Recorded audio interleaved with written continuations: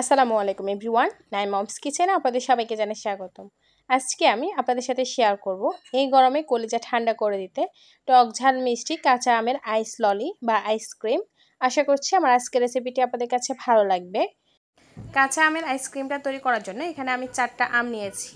এবার আমি আমগুলোকে সেদ্ধ করে নিব। চুলা আমি একটা পাতিলে বেশ কিছুটা পানি বলক তুলে নিয়েছি। এরপর আমি একে একে আমগুলো এখানে দিয়ে 10 থেকে 15 মিনিটের মতো এগুলোকে সেদ্ধ করে নিচ্ছি। আমগুলো সেদ্ধ হয়ে গেছে, এবার আমি এগুলোকে তুলে নিচ্ছি। আমগুলোকে আমি চুলা থেকে নামিয়ে একদম ঠান্ডা করে নিয়েছি। এরপর আমের চামড়াটাকে আমি এভাবে হাত দিয়ে খুলে নিচ্ছি। আমগুলোকে সিদ্ধ করে নেওয়ার পর আমের খোসাটা খুব তাড়াতাড়ি এভাবে খুলে নেওয়া যায়। তবে আপনারা চাইলে কাঁচা থাকা অবস্থায় আমের খোসাটা ছেড়ে নিতে পারেন। এরপর আমটাকে সিদ্ধ করে নিতে পারেন। সবগুলো আমের খোসা ছাড়িয়ে নেওয়ার পর এবার আমগুলোকে আমি এবার হাত দিয়ে চেপে চেপে আমের আটিটা বের করে নিচ্ছি। আমি সবগুলো আমের আটি বের করে নিয়েছি। আর এখানে আমার এতটুকু আম হয়েছে। এবার আমি আমগুলোকে একটা ব্লেন্ডারে জাগে নিয়ে নিচ্ছি।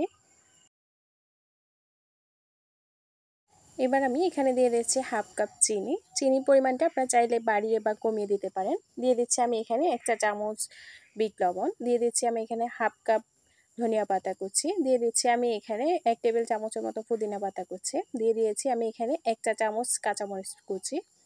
সব কিছু দিয়ে আমি এবার এগুলোকে ব্লেন্ড করে নিচ্ছি। এখানে আমি কোনো পানি ব্যবহার করিনি, পানি ছাড়াই আমি এগুলোকে ব্লেন্ড করে নিয়েছি।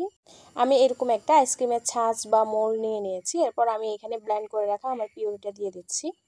সবগুলো আমের পিউরি দেওয়ার পর আমি আইসক্রিমের মোল্ডের সাথে যে কাঠিগুলো আছে ওই কাঠিগুলো দিয়ে দিচ্ছি। তবে আপনারা চাইলে এখানে দোকান থেকে কিনে আনা কাঠিগুলো দিতে পারেন।